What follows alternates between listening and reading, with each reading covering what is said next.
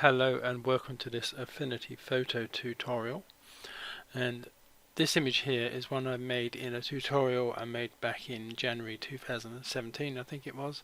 I made a video tutorial and a written tutorial, and basically it was the foreground of this image. I think it was a car park, but I sort of made it into a reflection of the top part of the image and added a bit of water ripple and a bit of colour as well, to give this effect of fake water and reflection.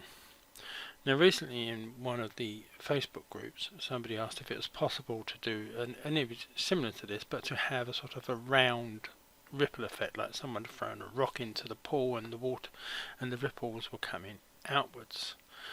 Now I had a look online and I found this Photoshop tutorial by Blue Lightning TV where they got this effect, and I've sort of adapted this tutorial for Affinity Photo. Now in my first attempt, which is this one here, I liked the ripple effect, but I wasn't overly happy about the grass area here. I used the in-painting tool to sort of cover up some of the worst areas, but it wasn't brilliant. So I had a rethink and I went back and I managed to get this image, which has got a much better, cleaner looking grass area. So this is what I'm going to try and get towards. So we need an image. Now I got this one from pixabay.com, and I will add links to this and to the written tutorial I did for this new version, which is already out there ready for downloading, and I will add the link to the video and written tutorial for my first version. Admittedly it was done on an earlier version of Affinity Photo, but it should pretty much work the same way in the latest, I think it's 1.8 version of Affinity Photo. So like I said, we start with this image here. Now in the Blue Lightning video he works to a certain size and certain DPI, and in the written version I did the same, so I'm going to do the same in this video version. So I want to come up to File and New, I'm going to come to the print options, and I'm going to, it's already set up from the last time I practiced this. The page width is 1500, page height is 1300, and the DPI is 72 pixels. And once you have these set, and you don't necessarily have to do this, you could keep the image the size it is. It just sort of, I think it helps a little bit with the maths bit part later on. So just click create and you have your new image. So all you've got to do then is come back to the image you want to put into, right click that, copy, come back to your new document and come up to edit and paste. You can use keyboard shortcuts like Control and C to copy and Control and V to paste. So if I come to the move tool, as you can see this image is bigger than the background that we have set up. Let me just zoom out slightly. So I'm just going to reposition this. So because we're on the move tool we can just reposition this. I'm going to resize this just to make it fit the whole document, and I'm going to go with it being roughly centered, that tree. And what I want to do now is to sort of crop off all these areas. Admittedly you can't see them, but you know, we know that that image is bigger than we want. So I'm going to crop them off by coming up to the document menu and coming down to flatten, and that will then make everything in this document so far this size. So all the rest has been cut off. Now I'm going to rename the layers as I go. You don't have to do this. I'm doing this mainly to sort of help you follow along with what I'm doing. So I'm just going to name this one tree background. Now I probably won't end up using this. This is just going to be a safety net in case things go wrong and I would have to go back, and it's a good habit to get into is keeping an original at the bottom. So I'm now going to duplicate this, and I'm going to duplicate it twice. Now you can do this with the keyboard shortcut of Control and J or Command and J, I think, on a Mac, or you can right click and just come down to duplicate and duplicate this twice. And I'm going to rename this second one, well, I'll just call it tree. So I know that this is the main layer that I'm going to be working with. In fact, I think I'll turn off this tree background one just to make sure I don't muck it up in any way. So what I need to do now is to increase the overall size of the document. So although I've turned it off, I'm going to highlight this bottom layer, and we need extra space at the bottom of the image to make the reflection in. So if you come up to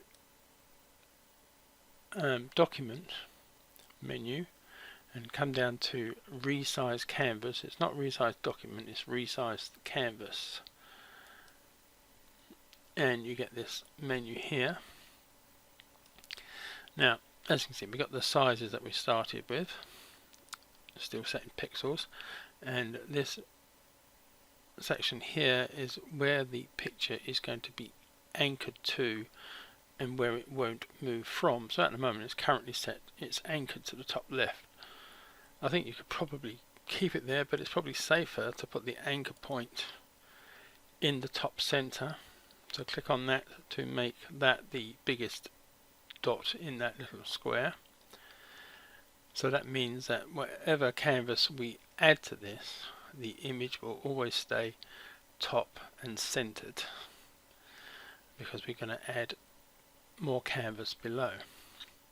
Now to do this, we need to alter this 1300 pixel size here.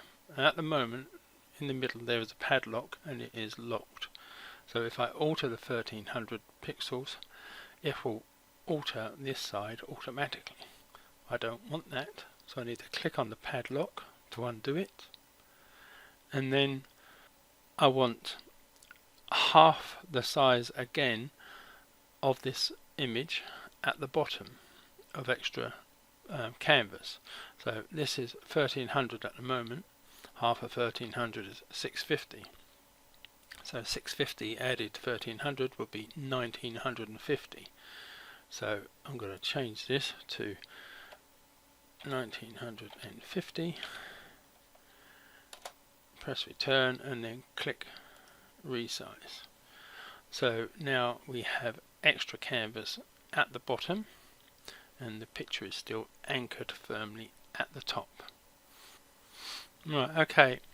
Now in the written tutorial that I've done for this, and in the original tutorial, we're going about making new selections, selections of areas and making new layers, and I've been thinking about it, and I don't think we really need to do that, so I'm going to try without that part of the tutorial in this video tutorial. So I'm going to highlight the top layer, and I'm going to come to the move tool, and when you have the move tool you have these nodes going around the outside where you can click on and drag them out and reshape things. So what I'm going to do is I'm going to come to the very top middle node. When you put the cursor over it, the cursor will change to a double-ended arrow. So if you hold down the left mouse button and drag the image downwards, just keep going down, right down to the bottom, the image will flip, and it does help if you have snapping on for this, because then it will just snap into the area at the bottom. So you just basically fill up the bottom section with that reflection. So I'm going to change the name of this layer to reflection.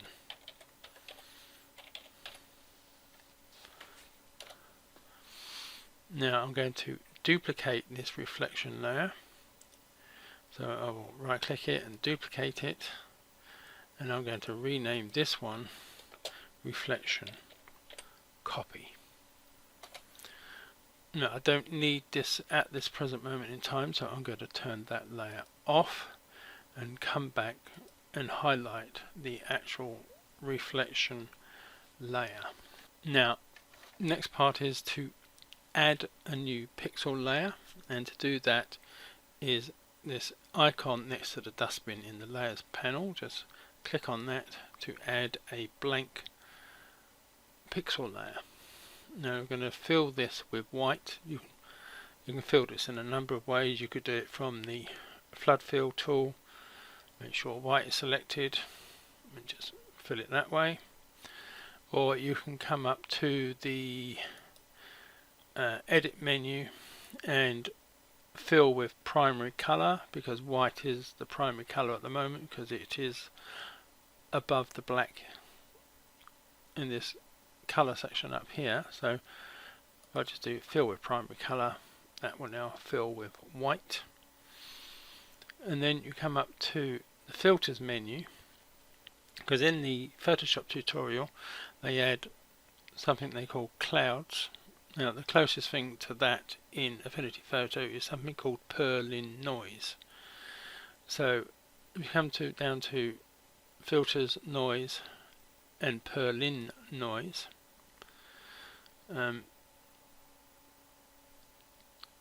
blend mode is linear light. You could probably get away with it being set to normal, but it's a bit darker. And it's just a case of altering these around to suit what you think you will need. Now this is the difficult part. It is harder to gauge this part here because you don't know what the end result will be like, because of the effect you've got here. Let me put this back to linear light, because that's probably, where is it? I've lost it now. There we go.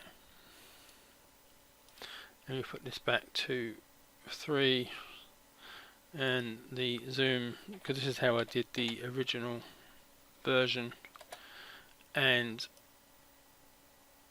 the persistence I had on 50. This is how I did the first version. These were the settings I had, but you can have them whatever way you like, but I'm going to leave it back on linear light and then click apply, and I'm going to just rename this layer Perlin, so you know that that's what it's going to be discarded later on anyway, but you just so you know that that is what this layer is doing.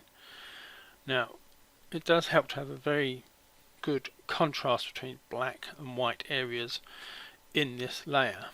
So what I'm going to do is I'm going to add a levels adjustment, and I'm going to bring the black level slider all the way over so it starts to touch this histogram, so all the black areas are black, and I'm just going to nudge over the gamma just to make some of those grey areas a bit nearer to black, so there is much more contrast between the white and the black areas. And then I'm going to merge this levels layer down into the Perlin layer to make that a permanent effect. So once we're happy with the effect that we got with the Perlin noise layer, we now need to add a bit of a twirl to this, and we come up to the filters menu, down to distort, and then twirl. Now this is still set on how I did it last time, so I have the angle set at 400 and radius set at 1024, but you can put as much or as little amount of twirl as you want to add, but I'm going to leave it at that and then click apply. But before I do that, I will just say that in the Photoshop tutorial, I think there it is within the twirl filter that they use, there is also an ability to add ripple as well, but we can't do that in Affinity Photo. We have to do that in 2 steps. So this is the first step, doing the twirl, and then back up to filters, down to distort, and then ripple. And this, you've got a slider here, and you can go mad. That's probably a bit too much. I found that about 50 worked quite well. It sort of breaks up the twirl and gives a bit more a ripply effect. It comes much more exaggerated on the outside, but it's pretty good on the center point. So I'm going to click apply for that. So what we now need to do is we're going to use the perspective tool, which is found over here on the left. It is in the same menu as mesh warp tool, so you may have that selected. If you do, just click on this little white triangle to select the perspective tool. Yours also may start with a grid, which I personally don't like, so I've turned mine off. Now in each corner there is a node which you can click and drag and change the perspective of this layer. So I'm going to click and drag the left top one down a bit, and same with the right. And I'm just going to zoom in just so I can see better. I'm just going to come a little bit into the grass area there and a little bit there, just try and keep it visually pretty much straight where the join is between those 2 images. Zoom out again, and then with the bottom nodes I'm going to drag them out to the left or out to the right, but pretty much keep it level with the bottom of this document. You can come down a little bit, maybe just to get rid of some of these more exaggerated ripples, but I'm going to just try about there on the left. It's down to your personal taste. Let's try and keep it about the same distance. Right, I'm fairly happy with that, I think. So I'll click apply, just press Ctrl and 0 to zoom back to where I want it to be. Now the next thing to do is we are going to save this layer as a displaced map.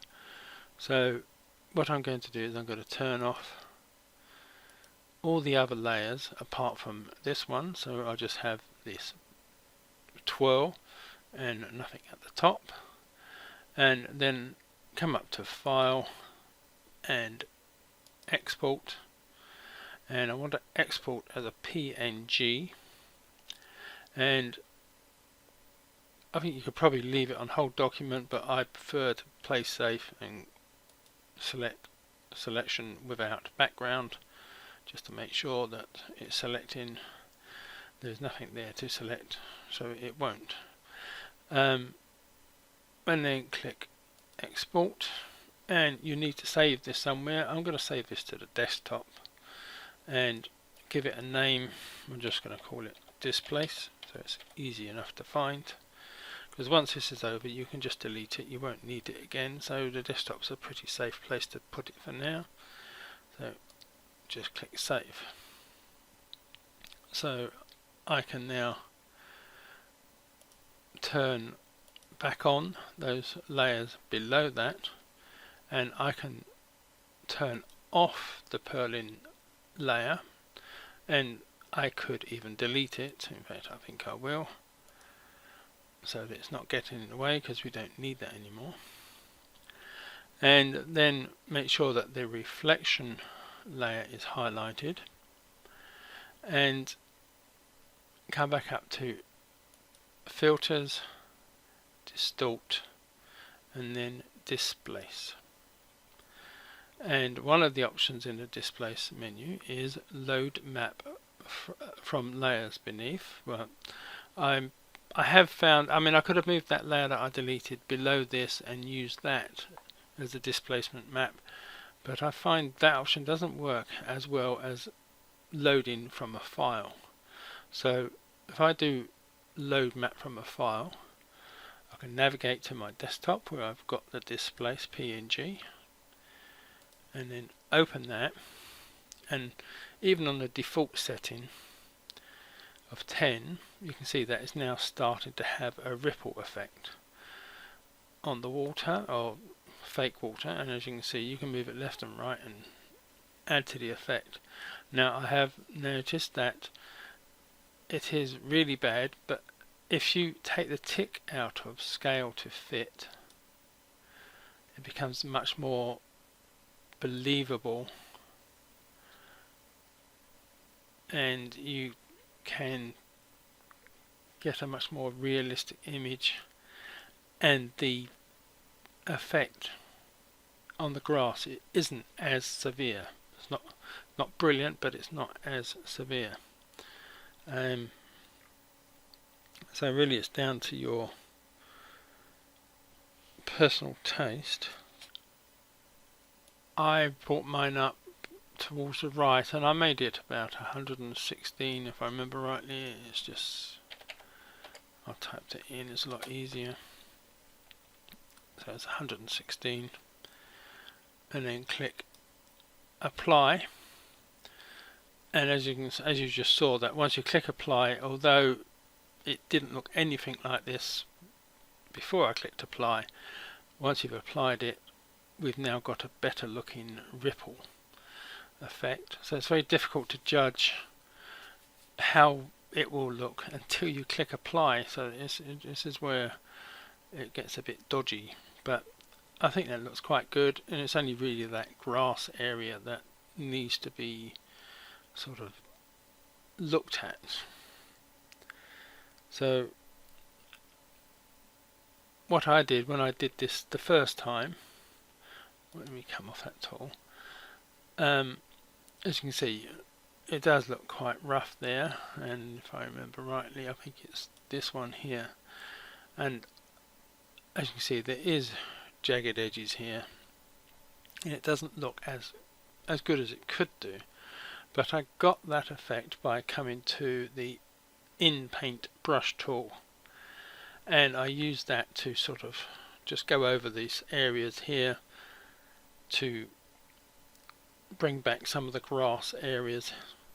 You could probably use the clone tool as well, but I went with a different option, and that is using this reflection copy layer that I made earlier. So if I highlight that and turn it on, that's now got to cover up the ripple. So what we need to do is add a gradient to this, and the gradient tool is over here, but before we do that we need to add a mask. I forgot that bit first. We need to add a mask to this layer, and the mask is this icon here that looks like Japanese flag. So you click on that and it will add the mask to that reflection copy layer, and making sure that that layer, the mask, is highlighted, not the layer. It's the mask that needs to be highlighted.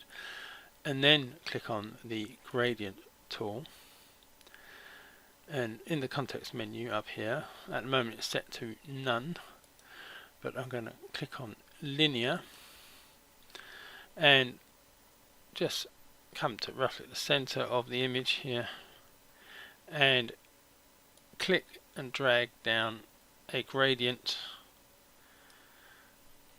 and at the moment it is set, if I click on the color here, it's set going from white to grey, we really want it going white to black. So I need to highlight the grey node, click on the colour here, and we're going to make this black.